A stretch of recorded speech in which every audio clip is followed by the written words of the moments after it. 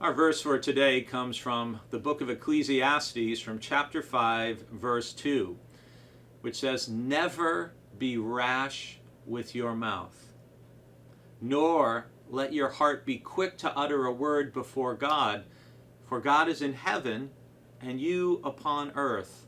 Therefore, let your words be few."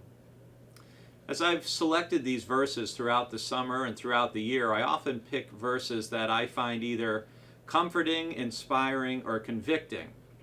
And I find this verse from Ecclesiastes somewhat convicting.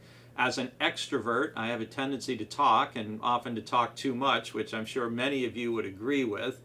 And so I find that phrase, "never be rash with your mouth," just to be a constant challenge to me of trying, as someone who enjoys speaking and communicating, not to do that too much and to give other people space to speak.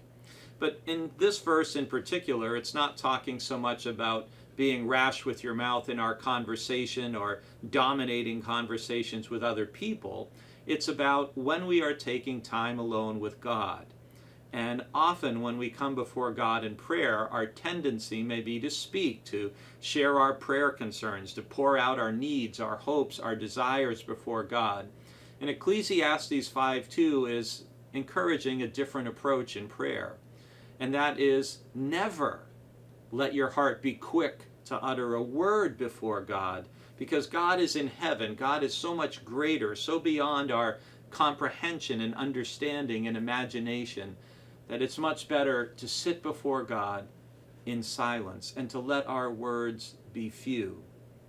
And I want to encourage you in your own prayer life and in your own day as you go about your day, not to think when you think of prayer so much that you need to be able to articulate long, beautiful, eloquent prayers before God, but rather let your words be few and try to be silent and listen and let God speak to you instead of you just speaking to God.